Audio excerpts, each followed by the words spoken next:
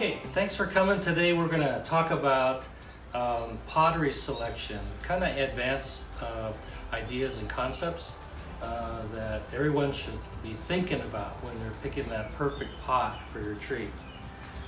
Okay, so the first thing I'd like to mention is that I don't know if you realize this, but a lot of trees have feminine or masculine characteristics. A masculine tree is like a conifer, a juniper, a pine tree, that kind of material. Maybe it's rugged looking. A feminine tree is a tree that is deciduous, or it could be a leafy evergreen, something that flowers, something that has fruit. That's in the feminine category.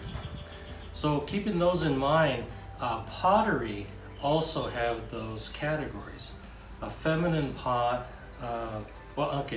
masculine pot is something that has thick lips and has rough or sharp corners and maybe sharp feet, okay?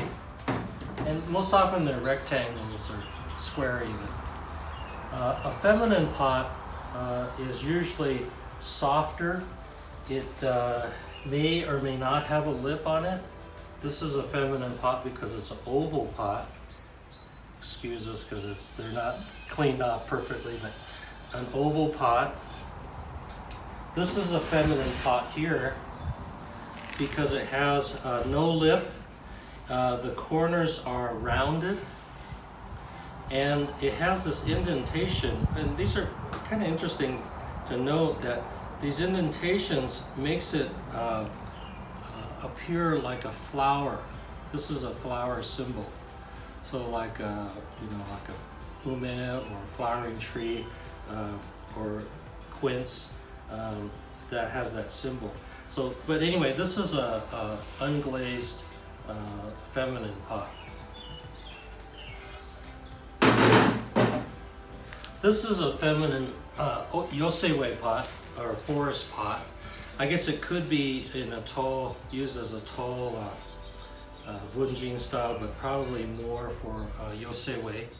And it's an unglazed, it's pretty filthy, but it's unglazed, almost a light terracotta clay. And it's no lip, it's smooth and rounded. So definitely in the feminine category. Let's see. This is a round pot, which kind of initially makes it feminine, but because it has the drum features, the drum pot features, and the roughness of the clay, it's more on the side of a masculine look. So maybe kind of a beautiful bunjin on this one would be great. It has maybe an evergreen bunjin. Okay. So we're now we're talking about color, and I'll get to this pot in a moment.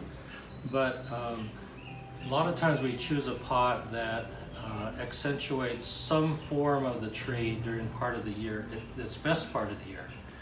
So for instance, a wisteria tree or cascade or whatever, wisteria blooms in the spring. So when you're showing off that tree, you want to show it off during that blooming cycle. A crabapple fruits in the fall, so you want to show it off during that time. It shows off the fruit, so much like a pomegranate. Maybe some Japanese maples have a really pretty fall color. So you might think about how those fruit or fall color is going to be something you'll be thinking about as the color of the pot. For instance, a fall color maple, it might be in a soft blue color to complement that fall color. Your pomegranates also, let's see, what is the wisteria blooms in the spring, depending on what color you want it to not be the same color as the fruit, but something that's complementary. Okay. I brought this along because this was a pot imported in the 70s, but it has it's a glazed green pot, but it has this crystalline sort of glaze inside, and it is kind of unusual because it almost looks like a small chrysanthemum stone embedded in it, chrysanthemums embedded in it. But this is a feminine pot. Even though it has a corner, it's softer and there's no lip. So this could be in a feminine, for a feminine tree. Let's see. Okay. This pot here is kind of unique because it has a real pretty texture. It is a round pot, which automatically sort of puts it in a feminine category, but being that it has this texture and a wide lip, it can cross over into the masculine side. And a lot of times what I like to show off is a pot like this that has used for a tree with maybe a corky bark or some kind of texture on the bark, to pick that up and bring that part of the tree out when you're showing it. So this is really beautiful. I had one of these in a bigger size on a real beautiful Hong Kengai grapevine that we dug out many years ago, and it looked beautiful on that. Let's see. So, this is a pot that probably was made in the, it could have been made in the 70s or 80s, but it looks like it came out of the kiln yesterday.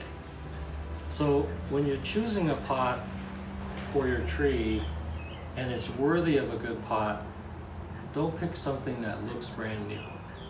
You know, we're all here trying to create bonsai trees with age and the feeling of being ancient. So don't pick a brand new pot that makes it look like it was potted yesterday. So these real shiny new pots, they're not the best for bonsai. Try to find a pot with patina. Ideally, if you could have a source for Chinese antique pots, that's like the ultimate, goal.